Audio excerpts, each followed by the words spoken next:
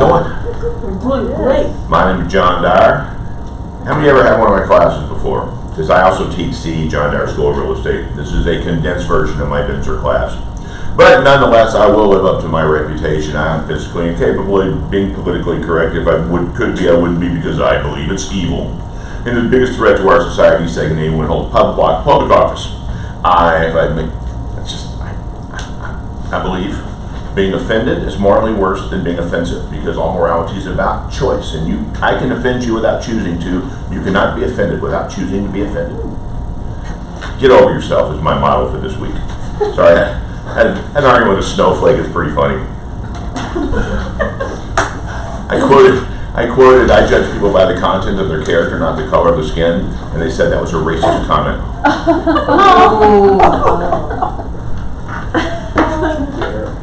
So clearly, Martin Luther King is a racist by 2019 standards, which is kind of funny. All right, let's do this. This is a BINSR class. I apologize. I'm a substitute. I am Plan B.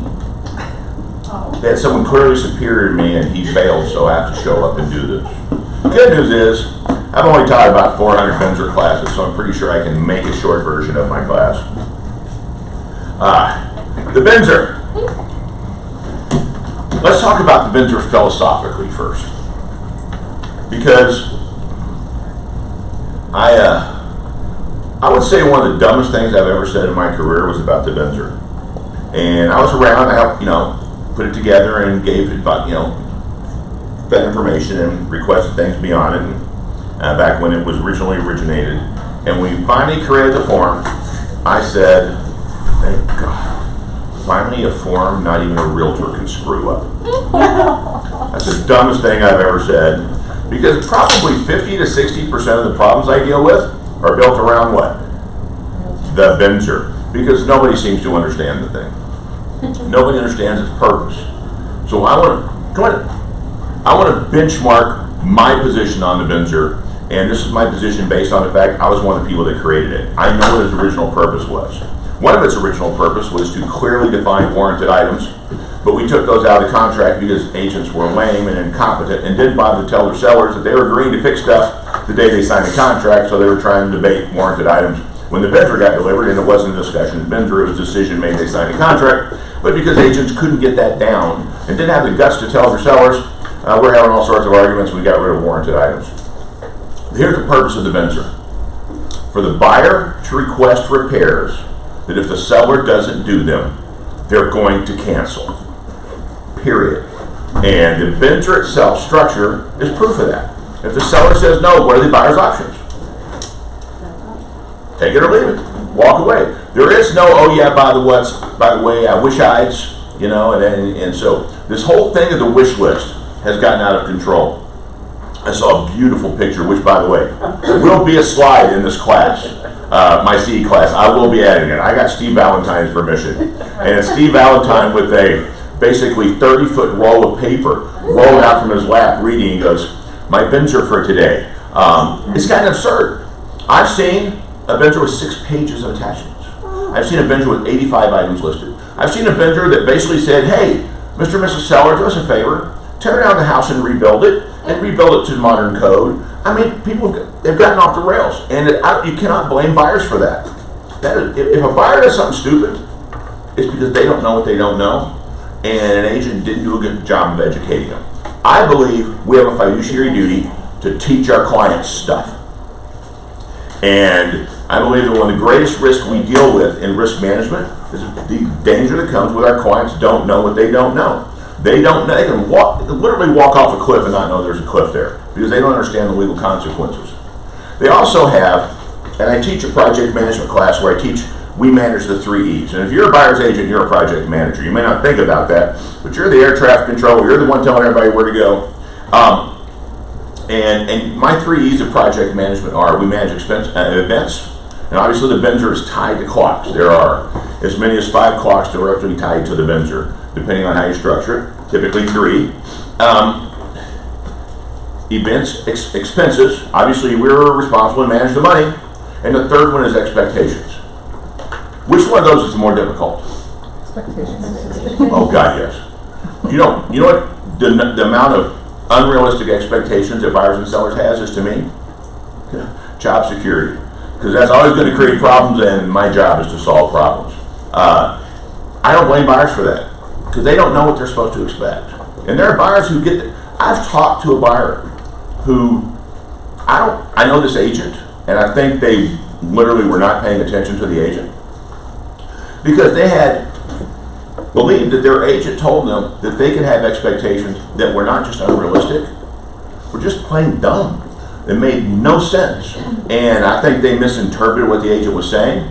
But part of your job in the BINSR process, before you write a contract, while you're writing a contract, is to explain the buyer's rights and help them create realistic, and then you coach and manage their expectations. Because unrealistic expectations causes problems, and it can result in you get paid, but they don't like you anymore. And one of your goals should be get paid. One of your other goals should be they love you when it closes. Because if they love you, they're going to send you referrals. But you'd be surprised how many relationships are damaged over the BINSR process because of one thing. Buyer had unrealistic expectations. And that one is always on the agent. One of the things we need to think about when we do is managing expectation. And same thing when you write an offer. You know, it's like somebody in this market comes into a neighborhood that's super hot and selling in a day, and somehow gets the impression they can offer 15% below list. Obviously, they have unrealistic expectations, and their agent didn't do a good job of educating. Because it's like people talk about negotiating now. You know what we're negotiating? I don't. Because the average difference between list and sale price in every market in town under 300,000 is 98.4%. So we're grinding them for a whole point and a half. And a lot of stuff is selling above list. So those expectations, deal with them up front. Have that conversation. You know, have the parent talk. Because remember, in a real estate transaction, we're the parent. We're the grown-up. We're the ones that aren't allowed to get emotional. If you ever raise your voice and get angry in real estate, other than at the person then you're looking at in the mirror yourself, you're doing it wrong. If you're ever relevant, if your emotions ever in any way affect a transaction, you're doing it wrong. Another thing we have to manage on our clients is their emotions. You know, it's just, like I said, if you're ever relevant, simply you're doing it wrong. I'm going to leave it at that, because that's my soapbox lately. But here's the deal. The problem is not the BINSR. It really is a no-brainer, easy form. It's the expectations, and it's what's behind it, and it's uneducated buyers and agents who have no clue what they're doing, and or have no spine. Because you're the parent. Does a good parent have to have a spine? Yes. Have you ever seen spineless parents? You know what they have?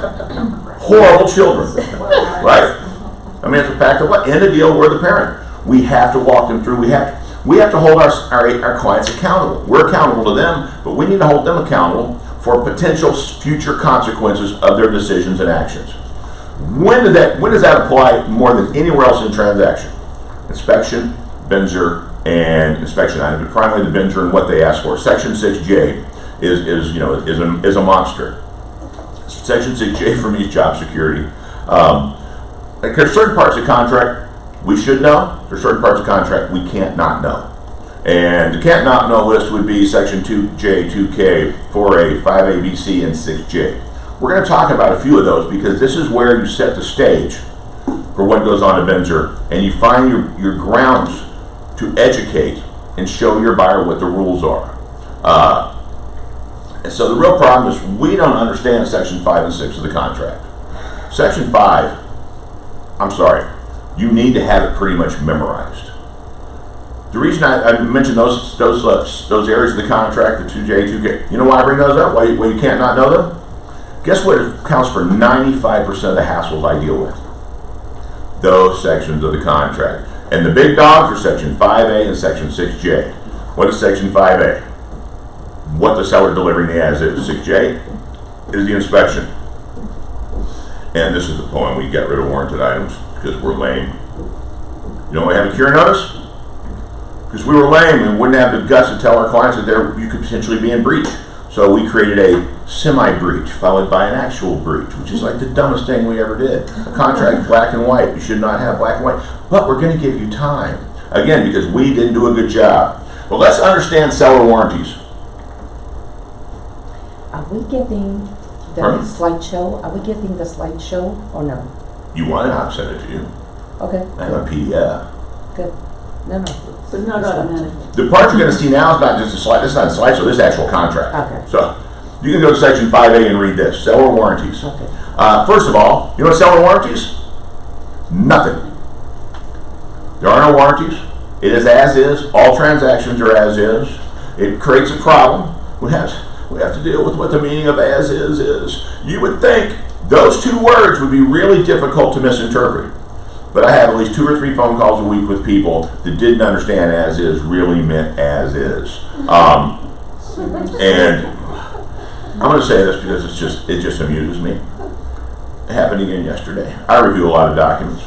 I'm a managing broker here. I'm the guy that rejects your stuff. Transaction yesterday with an as-is addendum. Pardon my language. Where the hell do you find an as-is addendum anymore? We literally threw those things through the shredder years ago. It's redundant, and you never want a redundant superfluous document because it can actually put the contract at risk. So if you have it, throw it away. If you get an offer with one, counter it out because it really does confuse a contract. But you need to explain to your buyer what as-is means. I'm going to read it, and then I'm going to explain it in pure terms. Condition of premises. Buyer and seller agree the premises are being sold in its current physical condition as of the date of contract acceptance, period. Seller doesn't have to do anything. Okay? Now, the next line is equally as important because this is one you need to explain to your seller. And I'm going to paraphrase it. The minute you get an accepted offer, the entire property is warranted. The minute seller signs an offer, they are agreeing to fix anything that breaks from that moment they signed it to closing. The whole property is warranted. From property line to property line, center of the earth to the moon, your sellers need to understand that. Because a common theme in my job is agents call me and say, Murphy, you've heard Murphy's Law? He was the first realtor. Without question.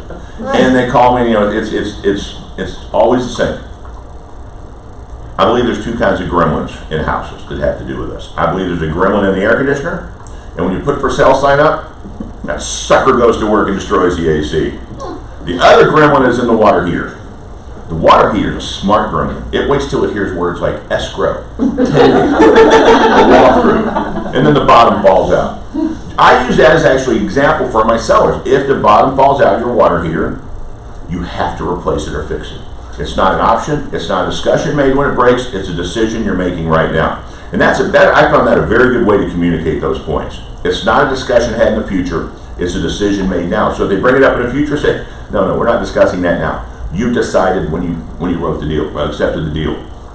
Because we had people, 2 or 3 agents last week went for walkthroughs.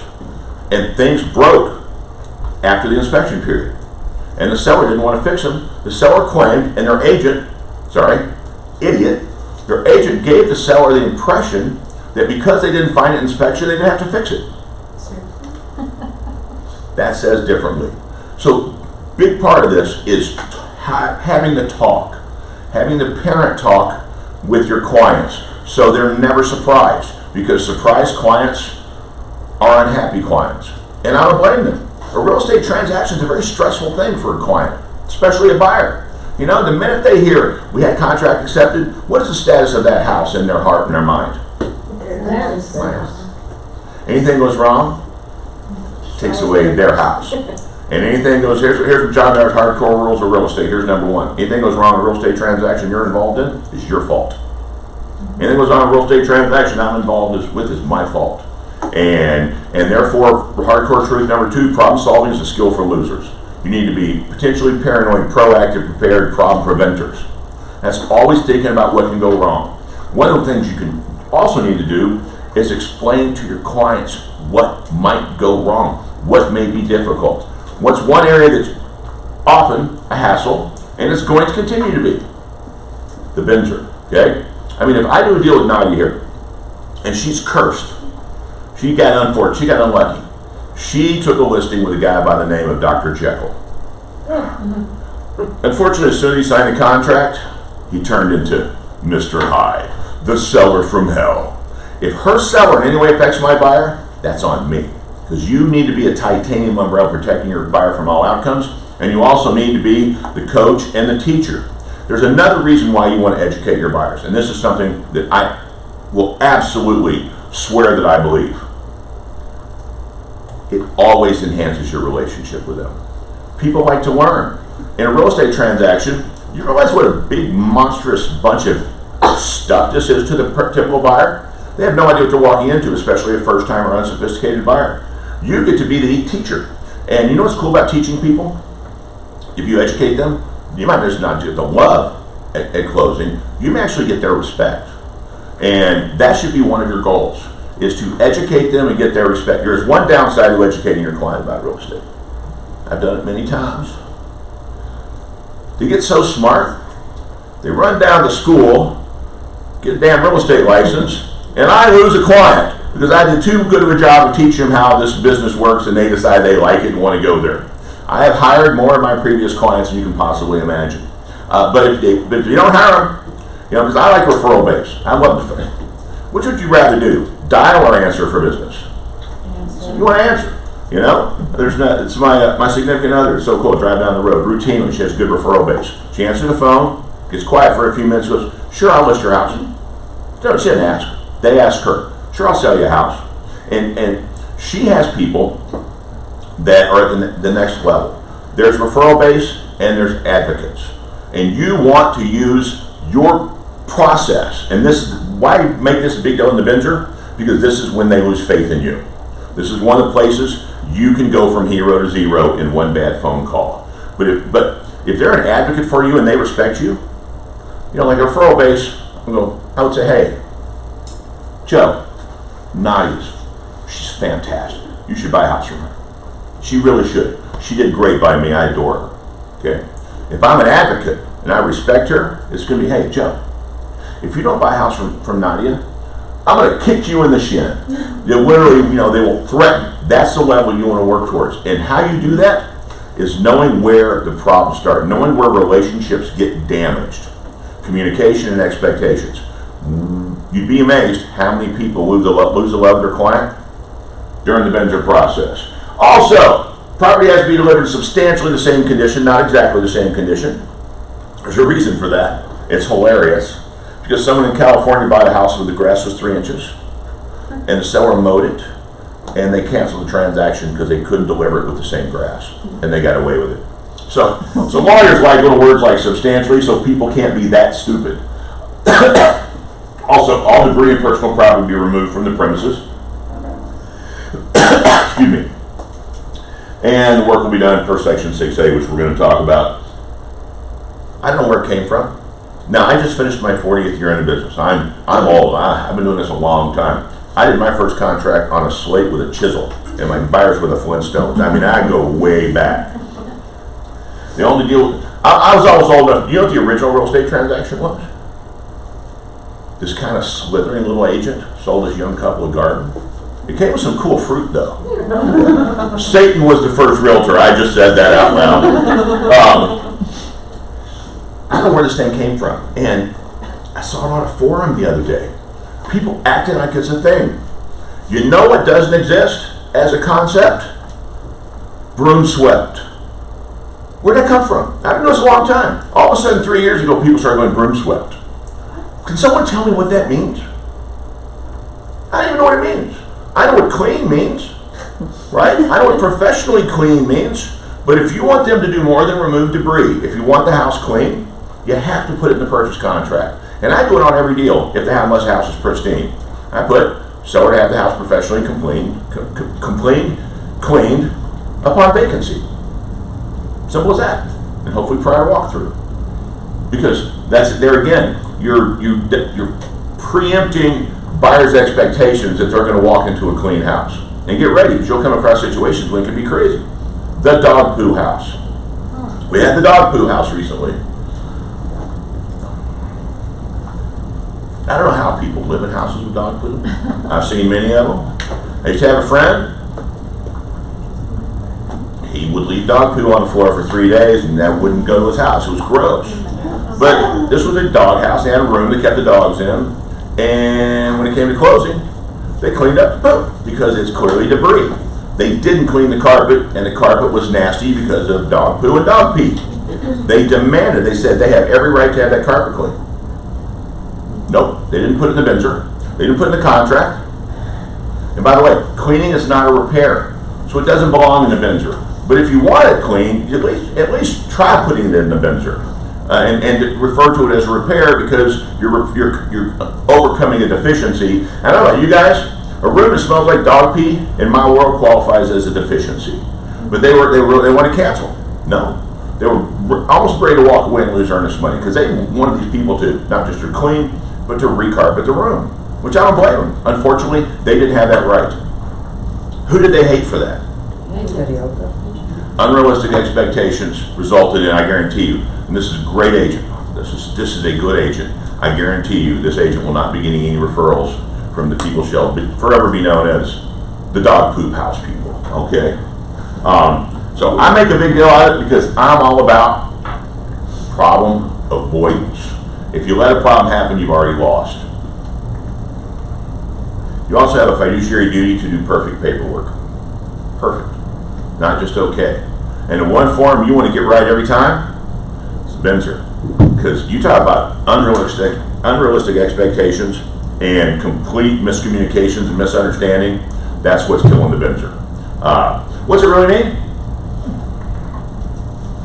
It means you must clearly counsel and explain to your seller before they accept an offer that the buyer has a absolute unilateral right to cancel. This is the seller's expectations. The seller needs to understand the buyer can come up with the stupidest reason they've ever heard of to cancel a deal, and they can probably get away with it. My favorite example is, if you believe in this, I'm just having fun with it. But I think Feng Shui is ridiculous. You know what Feng Shui is? I'm sorry, I'm from Texas. F-E-N-G-S-H-U-I. Feng Shui. You may know it's feng shui. You know.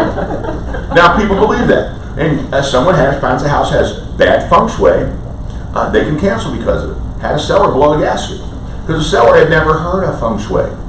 Most people haven't. Feng shui is an interesting concept. Anyone ever had a feng shui inspection? Oh, I did. I want you to picture in your head what a female feng shui inspector would look like. And if you picture the gal that sits in the mall reading palms, you nailed her.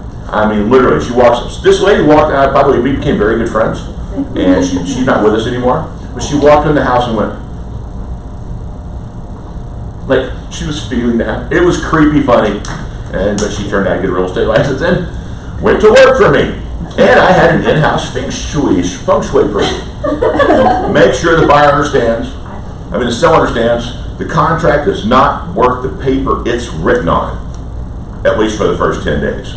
And we had sellers literally sent a letter, an email, and you're going to get a kick out of this. This is how this is like. How did an agent get a seller to this point? Because I blame agents when I get stuff like this. They were threatening to sue my home group, our agent, and the buyer and the home inspector during the inspection period. Ready for this? For making false accusations about their house in the BINSR and inspection report. What? I just had this picture of a house standing in front of a judge going, "I didn't do it, Your Honor. It's false accusations." They copied their lawyer.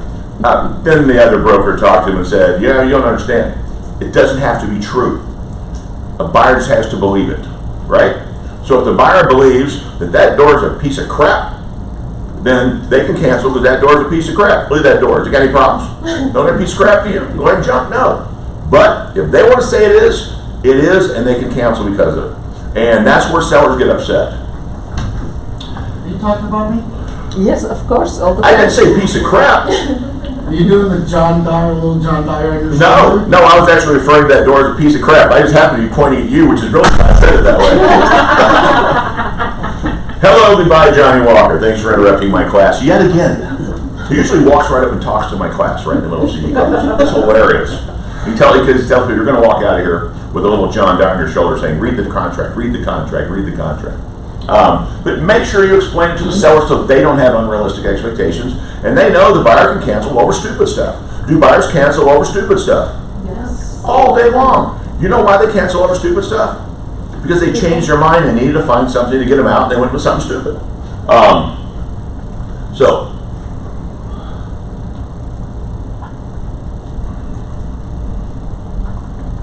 no, I got not negotiable. There we go. Sorry. Section 5B. Now, I'm going to talk about a different section because SPUDs and inspection clearly are related concepts. Seller disclosure, buyer discovery. If the seller discloses something, part of the buyer's duty during the inspection before they sign the SPUDs is to make sure they verify that that thing that sounds like a little problem isn't a big problem. So they still have 5 days, but it's good to get that done in the process. Seller property disclosure statement is in pure terms a seller protection document. It is their bulletproof vest. And does a bulletproof vest guarantee a cop's not, or a soldier's not going to die and get shot? No, but it covers center mass, the major organs, the things that you're very likely to die if they get hit. That's what the SPUDs is. It protects the seller, which is why putting a property on the market without a SPUDs borders on insane. H sellers do not understand. You know why H sellers put properties on the market without SPUDs? Because their agent tells them it's okay. I mean, hey, let's go ahead and go to war. No, you don't need a vest. Nobody ever gets shot. And that's literally what you're telling the seller when they don't have a seller property disclosure statement. And the excuses I get are hilarious. Never occupied the property. Okay. You know, I have no idea where Amy back there lives. You give me her address, and within 10 minutes, I'll have a SPUDs filled out on that house with 16 to 20 items filled out. You know why? Because no one can say they don't know those things. Not delivering a SPUDs in legal concept is saying, I know, but I'm not telling. Deliver a SPUDs and leave one of the items blank. That says, I don't know, you figure it out. It is absolutely a slam dunk in litigation for a house without a seller property disclosure statement. Fight for them. If you represent a buyer, fight for them. If someone's MLS says waive SPUDs, I call them and say, why do you hate your seller? Kind of a smart ass, you guys may have figured that out. Why do you hate your seller? And they go, what do you mean? I go, well, you put a house on the market without a SPUDs, which means you're leaving them open and extremely increasing their liability for no reason other than you're evidently too lame and lazy to get them to sign a SPUDs. I don't want a SPUDs. And if they don't do that, guess what? I go to Section 5B. Because Section 4A is about a form. It's not about disclosure. The disclosure obligation is in Section 5B. Seller has disclosed buyer all material latent defects and any information concerning the premises known to the seller, excluding opinions of value, which may materially affect consideration paid by the buyer, which is everything on the SPUDs as well as a bunch of other things. So I'll waive SPUDs today, and I'll cure you tomorrow under Section 5B, because that's clearly a condition. And no one can say, I've told you everything I know, when they haven't told you anything. Some of the questions on the SPUDs crack me up. It's the address. It's the year built. It's how long you've owned it. It's where you pay your electric bill. You know? The only situations where a SPUD should not be fought for, not because of the SPUDs, but because of this term of the contract. Their duty to disclose is contractual, whether they deliver SPUDs or not. They are still legally and contractually obligated, and by the way, it's like 7 different laws, obligated to disclose that stuff. And based on that disclosure, that helps you move into the BINSR process and know what you should be addressing. Oh yeah. See excluding opinions of value? Absolute. An appraisal. I have a deal. 300 grand. Appraisal $295. Buyer walks. That appraisal is a nunya. You know what a nunya is? None of your business to anyone after that. Seller does not have, they don't have to disclose that it was canceled because of an appraisal, and they don't have to disclose that it came in low. Because that is not material in that that's an ancillary person's opinion, and what if the appraiser was an idiot? Now I have to disclose and benchmark my house? No, the exception that would be some government loans, you know, they're benchmarked and they're going to be able to find that out when they do a loan. Yes, ma'am. What if the buyer cancels because of something in the inspection and buyer and seller couldn't agree, and now it's back on the market, you have a new offer? Do you have to disclose because they absolutely? You do have to disclose. Bell's been rung, you can't unring the bell. Absolutely. Okay. As a matter of fact, if you cancel on inspection, I always send in that email. Make sure you update the seller property disclosure statement so the next buyer doesn't waste $300 for something you should have told them to begin with. And then I will be checking MLS. Because what really ticks me off is when a buyer discovers some inspection that absolutely should have been disclosed in advance. So yeah, play that game. And like I say, here's what I do. I take the summary report, redact it. I love you using that word, redact. That's a fancy word for take marks a lot and mark out words. Basically the previous buyer's information. And put in the documents tab, along with seller proper disclosure statement. That way the seller doesn't have to go back and update all those items. I'm sorry, what did you just say? I have no clue. No, about redacting. What do you redact? I take the buyer's name out of it. Okay. You know, because the buyer's name's at the top of the inspection, that's Okay, not any subsequent buyer's business. Thank you. That's just respectful, and it's probably confidential. Can you do But the that information, without permission? pardon me? You can do that without permission from the seller? Yeah, doesn't mean I'm not gonna ask, but understand, my obligation to disclose exceeds my obligation to my seller. So if the seller wants to hide something, we gotta disclose it anyway, because we carry that same burden. Only for us, that's R4 281101B. That's a specific statute talking about real estate agents. All right. Moving along. Buyer warrants, they must disclose anything that may materially affect their ability to close buyer warrants. They are not relying on any verbal representations. I'm going to ask you a real estate philosophical question. Okay? Because this game is being played and there are people teaching this. And it's, in my opinion, dead wrong. I am making an offer on a house that has 7 other offers. What do you want to do when you're making an offer on a house that has 7 other offers? You want to look better than theirs. That may include offering above list price, which is fine. But if you make an offer above list price with the pre-decided intent to win the deal, jack the price, and then go to BINSR, and then when there's no one competing for the house, and back that out, if your intent is to, when you get to BINSR, we're just going to ask for a big funds in lieu or a bunch of repairs or whatever in order to get our money back, you must disclose that. Why? Because that's disclosing, that would be something that would affect your ability or intent. Now the contract says ability. One of the things that the law gets into is intent, because all laws, you know, what's built around law obviously is intent. Every law broken I didn't intend to. Got that, Your Honor? What are the 2 words you never want to say in your real estate career? Your Honor. All right. Due diligence. Yes, I know it's misspelled. That's my homage to John Dillinger. You know, John Dillinger was not just a horrible mobster.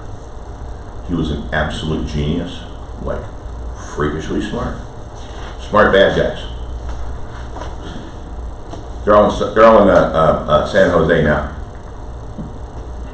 The modern day mobsters use technology. You got 10 days, the due diligence period, the inspection period, the free look, as we'll talk about it. You have 10 days or until notice of item is disapproved. Remember, it's not about you.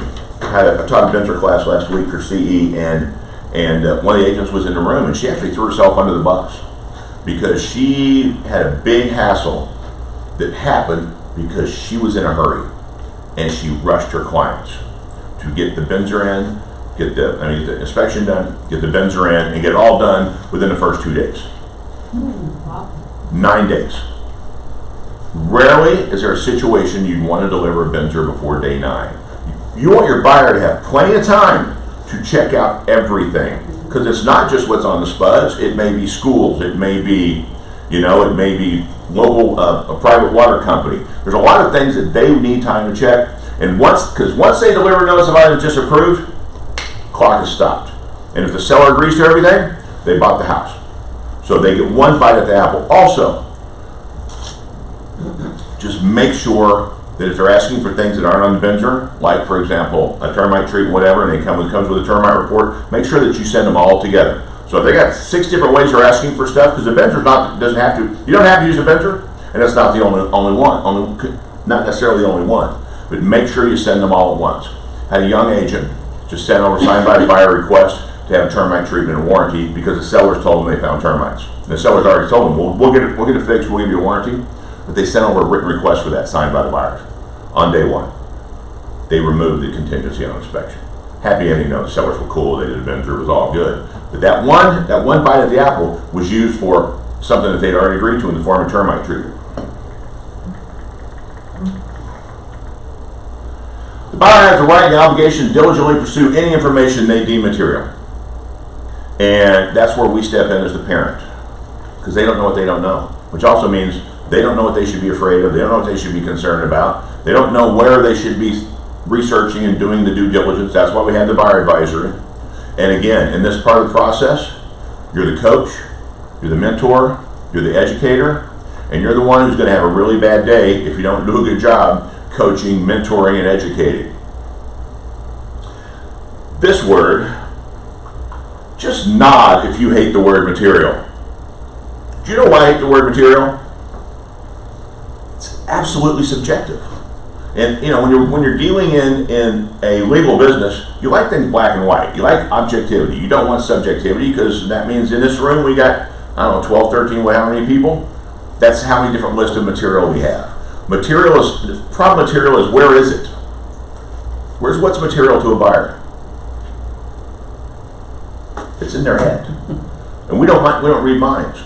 So one of the things we need to be good at is that conversation.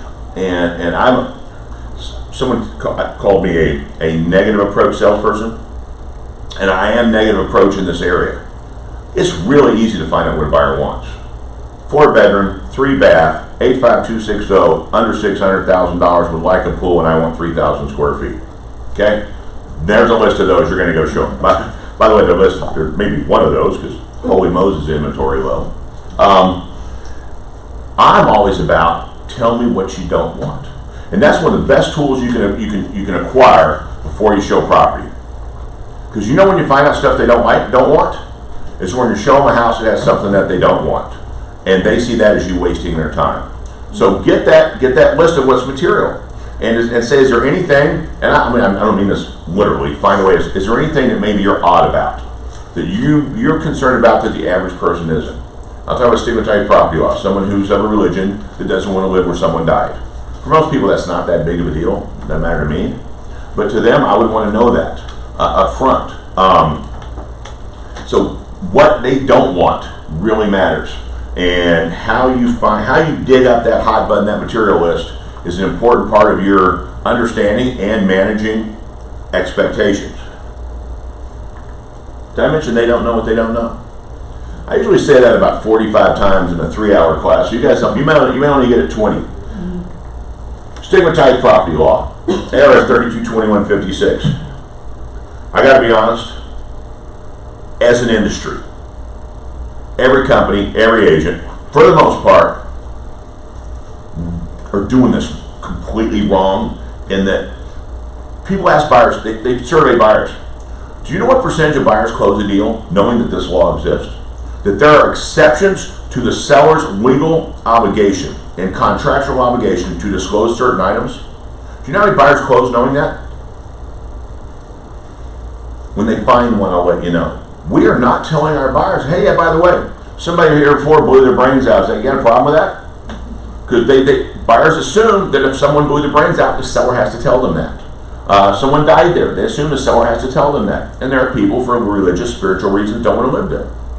I lived where a guy blew his brains out. Where my pillow was, didn't bother me at all. But if I ever wanted to end myself, I was going to do it the same way in the same spot. Now that would stigmatize a property right there. The felony, the crime. Here's the big one. By the way, can we get rid of HIV and AIDS? That's kind of embarrassing. But I bet you can guess when the law was written. When we thought we were all going to die. Locate a vicinity of a sex offender. To whom is that not material? When I talk to buyers, I say, did you know that if there was a sex offender in the neighborhood, that the seller didn't have to disclose that to you? I've never asked that question, had someone say yes. That's incredibly unfair. Who's that on?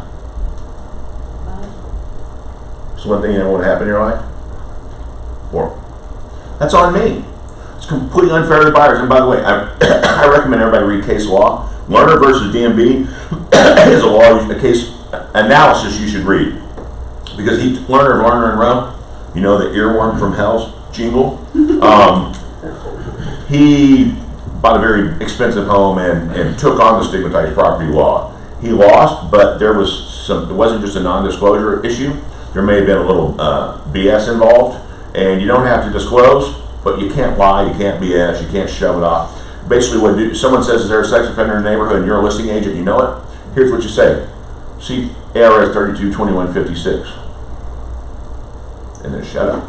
Make it their problem. You can't say yes, you can't say no. As soon as you do, you've crossed that line and you violate your confidentiality with the seller, because once you're in escrow, all of this is covered by confidentiality. It becomes a nunya business to anyone else. Yes, sir.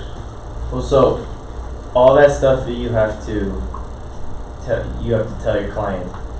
What is the worst? Like, what can happen? Like, have you ever seen an extreme case where that wasn't, and then they reacted and something bad happened? Like, Yes. sued, or can you be sued? Yeah, actually, Like, what's the result if you don't tell them that and they find out later and they want to take action against it? That's where Lerner turned. He turned on his agent because he found out the seller didn't have to disclose. That doesn't mean his agent should not have told him the seller doesn't have to disclose. This is like, in my opinion, this is one of our highest obligations because disclosure is an absolute rule. This is an exception to absolute, and it involves sex offenders. Yes, ma'am. What was that case again, Lerner versus DMB. DMB? DMB, initial D, Dog Mary Baker. Thank you. Now, I don't know, sex offender. I'm an old fat guy. The odds of me being a victim of a sex crime that I don't pay good cash for is very slim. But sex offender's material to me, right? Because I have a beautiful lady who I live with. I have 3 beautiful daughters that come around. I got 3 grandkids. I have neighbors that I think are awesome, and I would be heartbroken if anything ever happened to them. It's material to everybody. If nothing else, make sure you tell everybody, look in the eyes and say, if there's a sex offender in the neighborhood, someone doesn't have to disclose. Go to familywatchdog.us. Great sex offender website, better than DPS, familywatchdog.us. And go do your due diligence. It's referenced in the buyer advisory, but we're not doing a good job because nobody knows. I just want to stop and think. You buy a house in the neighborhood, there's a pervert in the neighborhood, and no one had to tell you, and your agent did not tell you, no one had to tell you or advise you how to find that pervert. What's your opinion of that agent going to be? Oh, that could go beyond disrespect, or I could go to hate. If you sell my house, I got kids, you sell my house 3 doors down from a pedophile, and you don't tell me that the seller didn't have to tell me, and you didn't tell me where I could find the answers, you're going to be on my ugly list, justifiably. Okay, so you just said that that the seller doesn't have to disclose that there's a sex offender, but that slide said that they do. No, they have no liability. Seller cannot be held liable. The contract cannot be rescinded. They cannot be sued. The buyer can cancel during the inspection period if they discover it. But the seller literally does not have to disclose. It's an exception to the mandatory disclosure. So it's not part of the BINSR. Pardon me? Not part of the BINSR. No. But well, actually, it is, because if the buyer finds a sex offender in the area, BINSR is how they would cancel. They need to do the search in the 10 days, and they would go on canceling because there's a raging pervert 2 doors down. That's obviously material, legitimate, and the buyer can cancel. But what they can't say is, seller, you didn't disclose, and I'm going after you. So it's this one. That's why it's so important. Part of this class is that one's on the buyer. They've got to figure it out for themselves. And sex offenders are a pretty big deal. Oh. Is there a way to find out if somebody died in the property and the seller didn't disclose it? There is no whocroaked.com yet. There are ways.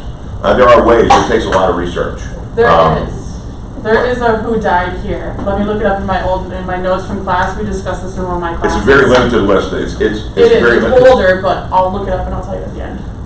The problem is, and this is why it's a splitting hairs, but sometimes they don't declare them dead until they get to the hospital, and they would not have died on the premises, even though they died on the premises. They go to the hospital and let a doctor declare them dead. I plan on dying in my house, in my sleep, with no pain. Isn't that a good goal? Go in your sleep, go at home, no pain. I'm a big weenie. All right, line 222 to 223. I cannot believe this is a controversy. Buyer shall provide seller and broker upon receipt. I added parenthetically, not upon request. No cost copies of all inspection reports concerning the premises. That would include bids from a roofer, bid from an electrician. That would include the summary report, the inspection report, and it's upon receipt immediately. I had an agent here that argued with me. Yes. I don't want to do that.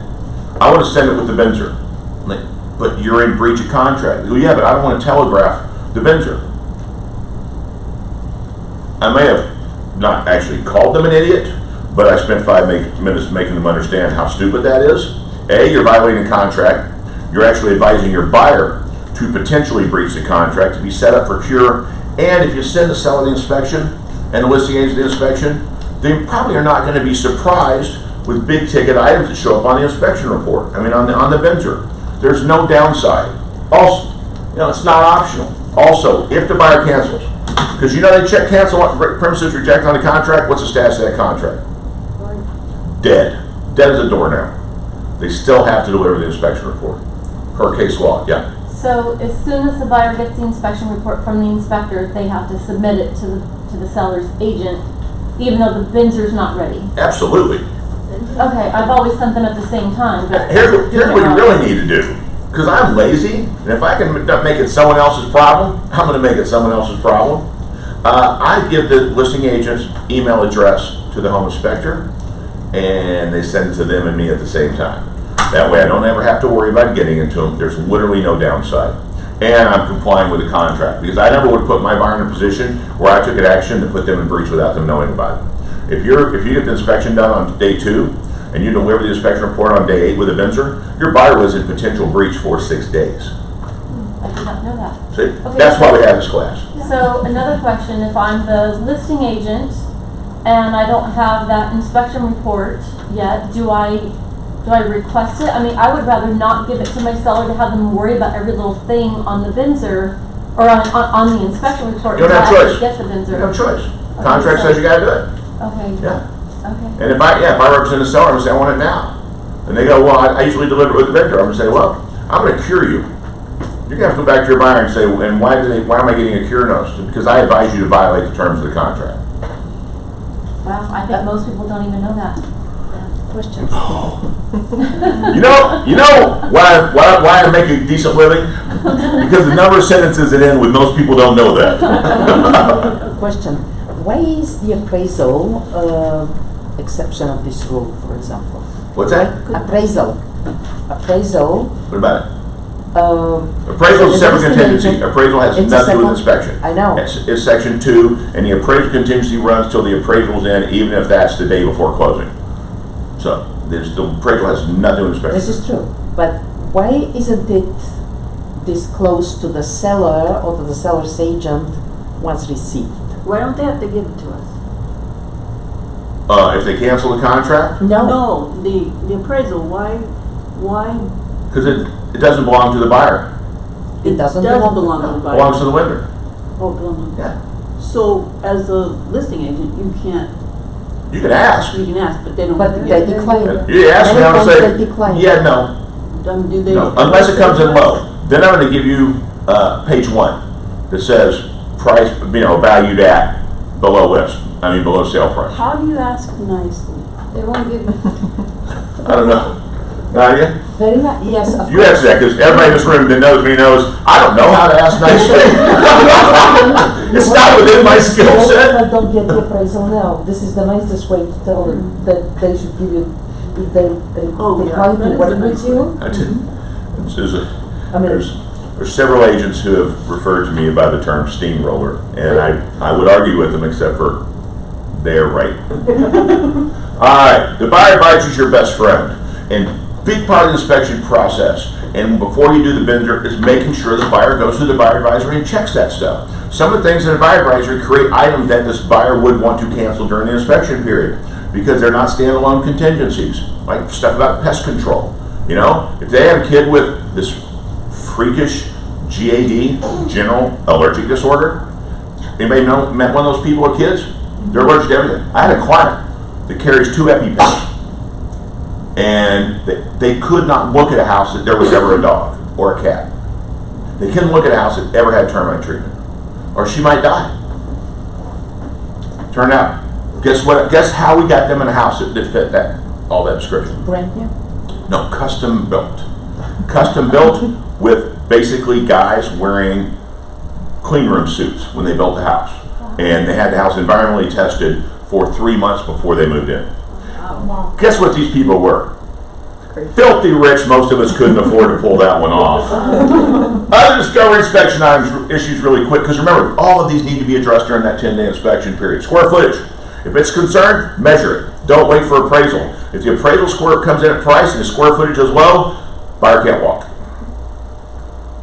Wood destroying organisms, termites, flood hazard. Yeah, I misspelled that on purpose. Take flood hazard seriously now. Flood insurance used to not be a really big deal. Now it's ridiculously expensive. Homeowners insurance, septic, sewer, swimming pool. We got to get that one right. We've gotten pretty good. You guys have gotten pretty good. We need, if it has a pool, we need a signed swimming pool disclosure rules, Department of Health Services thing, signed by the buyer. Take it very seriously. And by the way, what defines a swimming pool? Someone can drown in it. Koi pond is a swimming pool. Are pool fences required? I love that question. Here's the best answer I can give you. Of course they are. Oh wait, of course they are. Absolutely not. I ask because I have an agent that is asking for credit in lieu of repairs to include buying a pool enclosure. No. That's not a seller. It's not a requirement to deliver title. It's not a repair. No. Now that buyer moved in with kids, they have a requirement to make it pool safe. And by the way, pool safety equipment, if it has pool safety equipment, that's the one thing when you put a house on the market, never put a house on the market with that stuff broken, ever. You will have a kid drown in your listing. And the one thing about pool safety is, remember, we're talking about kids' lives. And now koi pond is a 7-year-old dude who carefree got drunk and drowned in his koi pond. He clearly died under fishy circumstances. Come on, that was horrible. The free look. That's how you explain it to a seller. Buyer has a free look. They can walk for any reason. Tell the buyer, you have 10 days. You can look at everything. You have no obligation to close. And if you find anything you don't like, then you can cancel. By that thing must be legal. There's one exception to that. Fair housing. Be careful with words like neighborhood or area. We had someone accuse one of our buyers of canceling for racial issues. This person actually was of the same demographic, that this area had a higher demographic. They weren't canceling because of that area.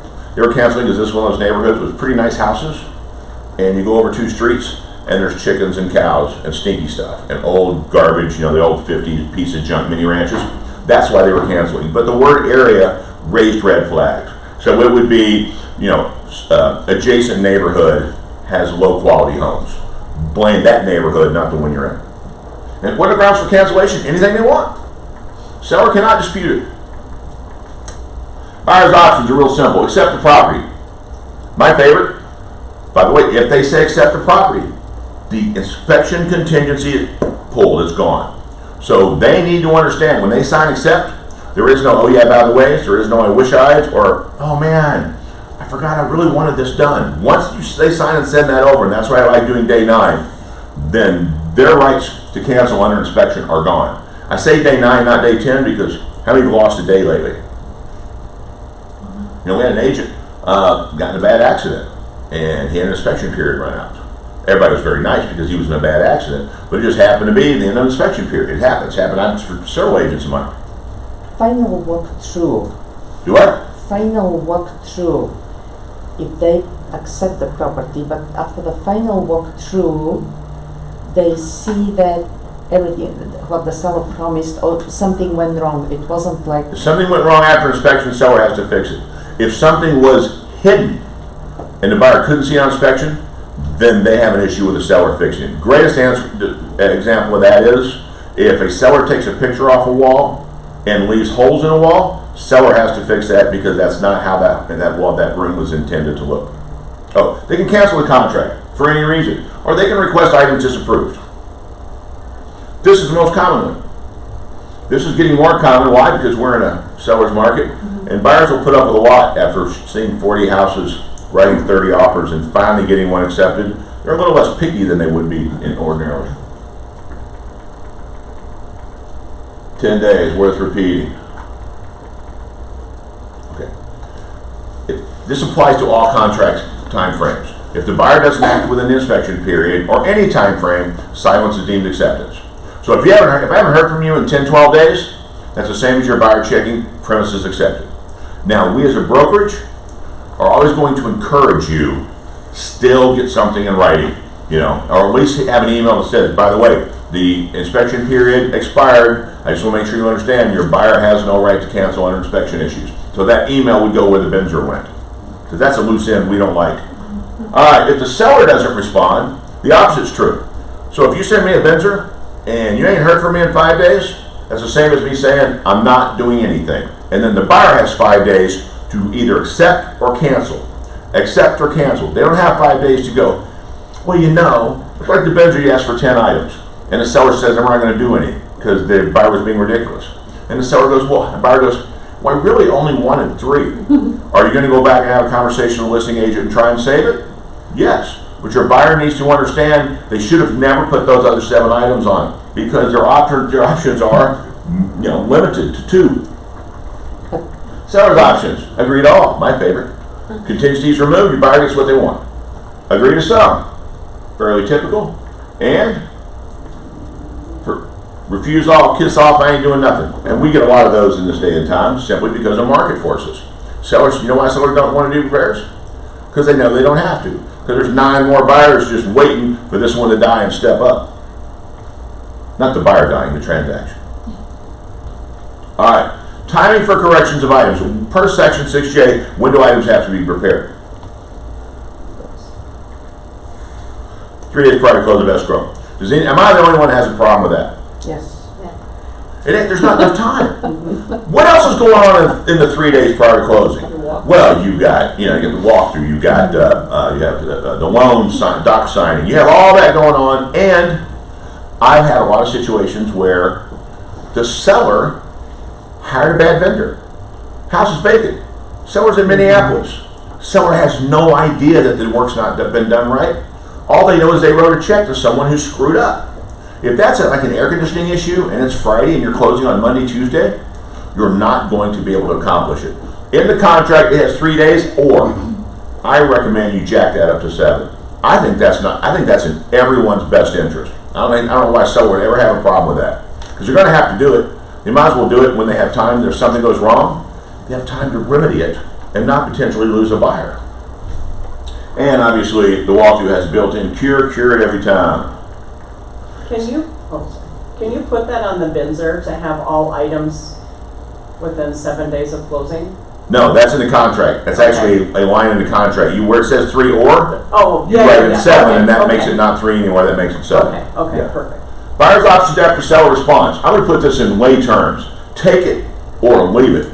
Do it or screw it. Close or walk. You don't go, oh, but John, if they'd only just done that one thing, then your problem is then you should have told them, only do that one thing. Talk to your buyers and let them know. Only ask for things that you're going to cancel if they don't do, because if the seller says no, your only option is accept complete rejection. And the BINSR was never intended, this process was never intended to be a renegotiation, to be a wish list. The proof of that is in the structure. It says, what are the buyer's options after seller response? Take it or leave it. I have a question for you. When all they put, Can you speak up? I don't have my hearing aid. Oh, I'm sorry. I recently got a BINSR, and all it says is that they would like, so much cash in lieu of repairs. Wait, we're going there. Okay, but no repairs are listed. We're going there. We're going there. All right, the BINSR. Okay, there's a BINSR. See it? Mm-hmm. You put the items being repaired right here. There's where you check, accepted, rejected. Okay? I told this wasn't really a BINSR class because I don't know what the problem of the form. The problem is one of the problems is how people are writing things here. Let me tell you what you can't do. You can't present a document that the other person isn't 100% absolutely clear what you intended and wanted, and you always have to do your documents with the assumption the person you're handing it to is a blooming idiot. So, I say write everything on a 3rd grade level. Maximum specificity, minimum keystrokes. And I'm not being mean when I say 3rd grade level. There's a lot of people with different languages who read, English is their second language and maybe they're Slavic, so the From our point of view, their sentences are inside out or sideways. You know? And from their point of view, our sentences are inside out or sideways because they write the same words, but they write them in different order. So you need to make sure that everyone can understand it. And you also have to, this is just good advice as a broker and instructor. Assume the other agent's a fool. You know, overcompensate. If it turns out they're not a fool, you're fine. But better to treat them like a fool and have them not be one than not treat them like a fool and find out they are. You know, it's like better to have a gun and not need it than not have a gun and need it. Alright. Buyer waiver inspections. This is insufficient. If you have buyers waiving inspections, send me an email. I don't even care if you're a worker, your brokers have all seen mine, and I'll send you a waiver. Because their waiver needs to say, John Dyer's the most awesome agent broker in the world, my Humberg rocks. And they tried to get me to get a home inspection. They told me I'm a complete idiot if I don't. And by signing below, I hold them harmless and admit I'm an idiot. By choice. Because this really is the buyer's only chance to know what they're getting. Buyers can be dumb. Like this, I've actually had someone say this to me. What if I spend $400 and find out I don't like the house? I'm like, smack him in the back of the head. What if you spend $400,000, close, and figure out you wouldn't have bought the house had you known something, you'd have found out on inspection. Again, that's where you're the parent. If people don't want to do an inspection, there better be a good reason. I'll give you a good reason. I had one of these. Bulldozer sitting in the front yard the day of closing. There was no house. The house was in dumpsters 2 days later. Clearly the inspection would have been irrelevant because they were tearing the slab out of the ground, all the sewer, and it was a rebuild, it was a true rebuild. Other than that, no, they need to do an inspection, even if they're doing a major remodel. Because that inspection is their opportunity to find out what the heck that remodel is really going to cost. Okay, what you can't do, let me go back really quick though. What you can't do here is put 1, 2, 3, 5, 13. What does that mean? We've all read home inspection reports, right? How many would just be happy if you never had to read another home inspection report? They're not the sexiest read, they're not a romance novel, but it's very, very important. That's clear. And if I put item 1 on there, and item 1 on the inspection report is something about corrosion on the water heater, inspection reports don't say what needs to be done. What do? They advise you have it repaired or replaced, or have it further inspected. In a lot of cases, they advise further inspection. There, foot cramp. All right, feel better. Foot cramps are cruel. Joe God played on us, especially when it's the accelerator foot when you're driving on a freeway. There's nothing to do with this class, but that's my thought for the day. So you would put item 1, corrosion to be removed. Item 2, water heater to be repaired or replaced. Attach the summary report. The first line on my BINSR right here is going to say, summary report from XYZ Inspections is attached and incorporated herein by reference. So I don't have to list out, take 2 paragraphs to say get rid of the corrosion, but I can say remove corrosion, repair, replace water heater, see section 5, and then go to section 5 and see what the inspector found wrong with the water heater. Otherwise, you not only have to ask for it, you might have to justify it. Right. Seller's response. I'm going to do it all. I'm not going to do any. I'm going to do some. And the seller lists the sum right here. And then the buyer's final options are only 2. Someone asked me, how do I really communicate this to a buyer? Because they come, I want this and this and this and this and this and this. Really simple. When you write a contract as part of your contract presentation, part of showing them property, I believe you should introduce them to every form they're going to see within the first 3 conversations. I literally send every document real estate transaction in my first email. I call it my howdy package. So one of the things we're going to do when you find a house, there's going to be an inspection period. And here are going to be your options. You can ask for stuff, but if you ask for too much, you're unrealistic, or you're putting a wish list on there, then the seller can say no, and then your only option is to walk away. So when you get to that time, make sure you're prepared to only ask for things that if the seller says no, you're out of here.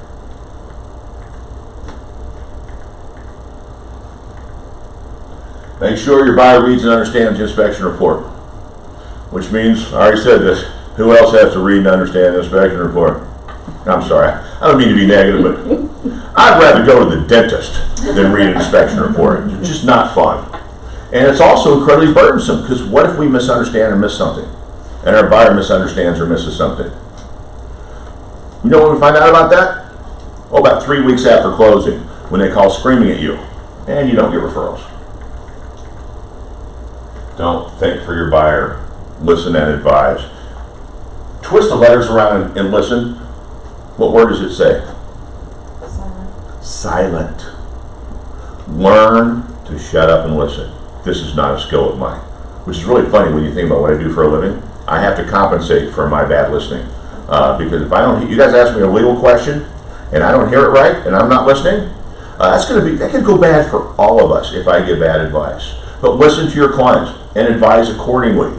And like one of the things you listen to, if they're asking for something ridiculous, have a nice, polite, professional way of going, that's ridiculous. Now I would look at them and go, that's ridiculous, because that's how I talk. I may be blunt. Make sure your buyer understands the seller's options. This is the biggest, most important point of this whole thing. Because where did we start? What big E word did we start with? Expectations. Make sure your buyer's expectations are realistic based on the contractual response to the seller, what their options are, what their obligations aren't. Why do I say their obligations aren't? Because contracts as is. Unless it breaks after acceptance, they ain't got to fix it. Use the inspection report by reference. I already talked about that. Here's a copy of the report, just an example. I like the pictures because their words are scary. I always use that water heater corrosion. Corrosion's a scary word when you hear it verbally. Until you see it's nothing but little white bubbly things at the top of the water heater. How many of you guys have little white bubbly things at the top of your water heater?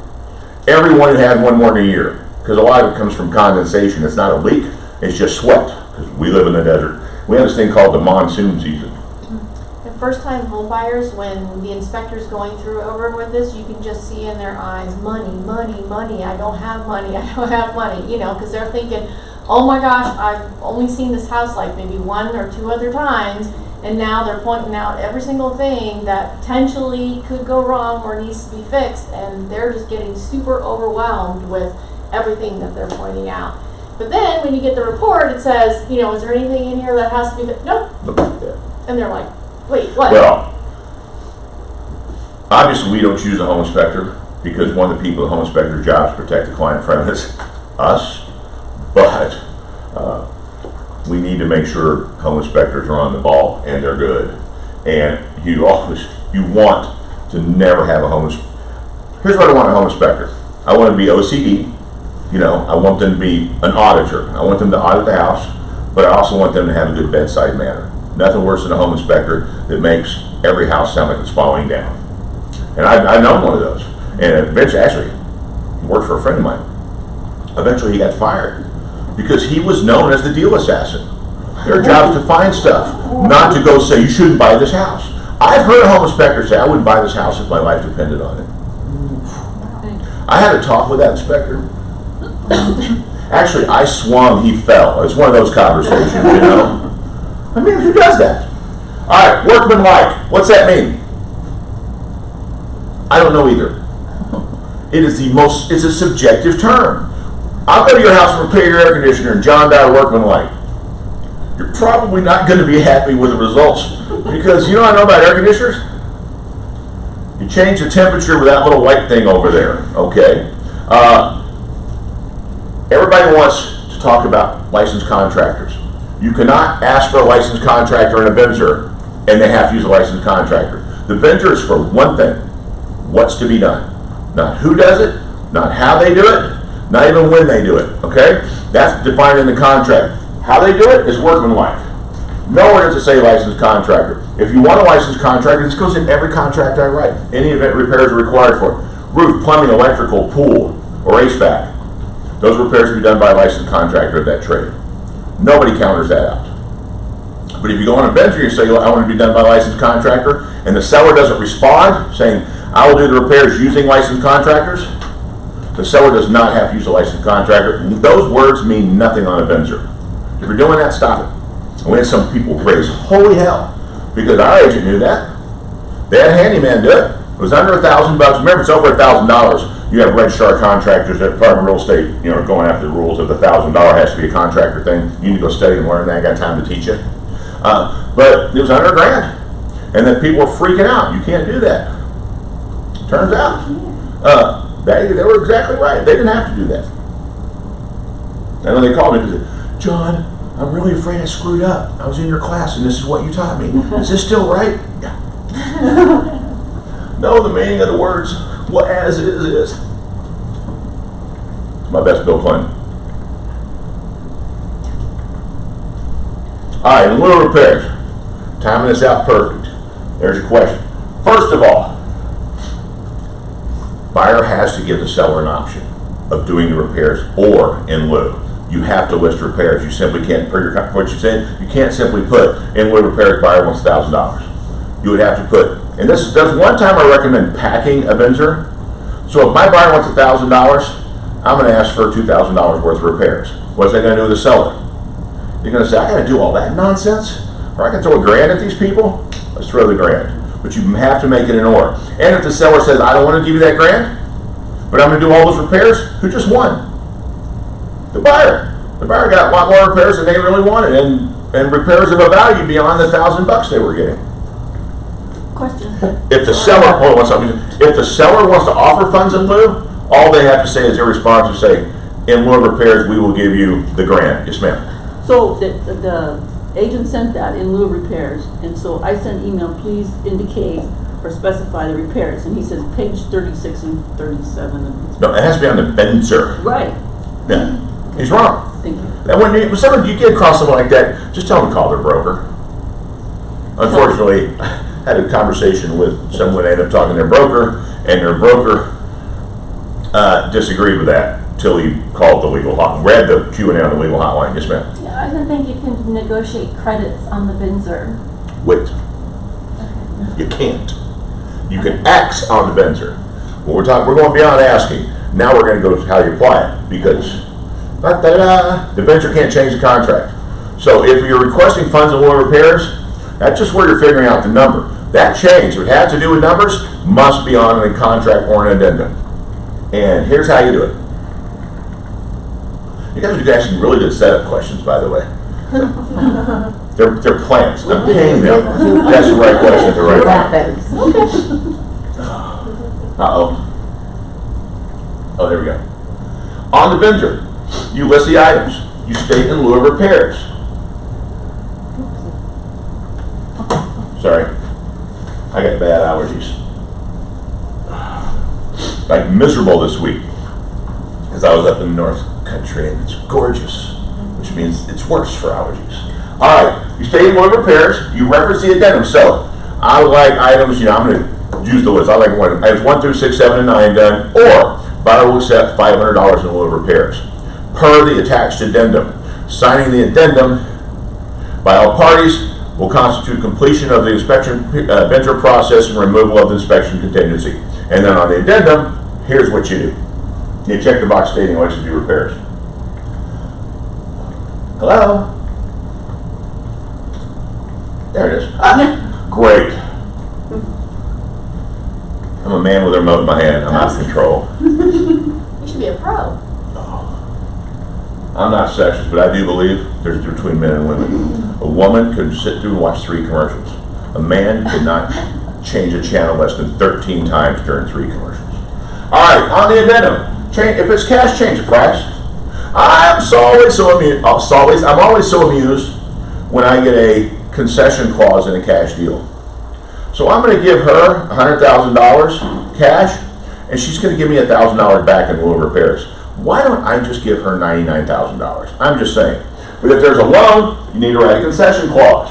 Things you need to do before you do that, call the lender. Do we have any concession money left? Because most deals come with a concession built into the deal. And if the lender says, no, you got 3%, you've used it, then you're going to have to reduce the price. Here's what you can't do. Please don't call me and ask this, because you're supposed to know better. You can't say, well, the seller will write the buyer a check at closing. Can't happen. If there's a loan, there's a word for that. What is that? Undisclosed facts to the lender that could involve the financing compensation paid for the house. They've got a fancy word for that. Loan fraud. The word fraud's involved. As your friend, I recommend you don't do it. Just saying. All right. And write a concession clause. Make sure you understand the amount of money available in Section 2K, because Section 2K has an only in there. And it typically doesn't add up to 1.8, more than 1.8 to 2.2% of the deal. So if you're asking for a 3% concession and you don't expand it in Section 8, your buyer is going to leave money on the table. And I can tell you, you want your buyer to not like you, have them think they're getting $4,000 and get to the title company and find out that they were limited, so they only got $3,100. You know what they want from you? They want their $900 back. They think they're entitled, and they are. You're responsible for the math. So go to Section 8 and expand it with something like, seller contribute, in addition to the items listed in Section 2J, seller shall contribute X% towards the buyer's acquisition costs, including not limited to closing costs, loan costs, prepaids, impounds, all items check paid by buyer and or outside of escrow by reimbursement and close of escrow, period. There's no way they're ever going to leave any money on the table. But I've had, in the last 6 months, 3 conversations with buyers who left money on the table. I've had more than that, but these 3 involved me being called names, their agent being called names, and one of them was, I don't know, 3-minute conversation about 35 F-bombs. This will really, really piss people off because they think you're watching out for them and they think you told them they're getting something if they don't get it, and that happens. That is 100% on you, and there's why I hate those conversations. They have every right and reason to be pissed off. Don't you agree? All right. Okay, thanks. Look at that. We're done. Yeah. Bye. Bye. Kelly?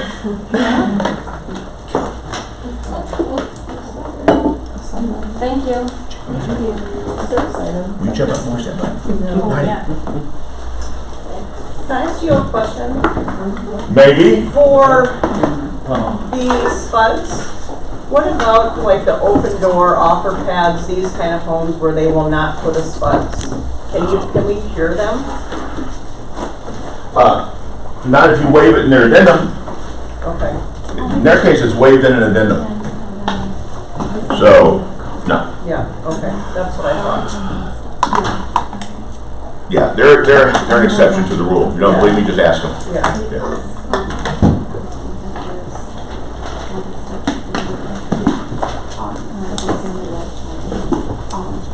So that's how it- run by other people who hold on the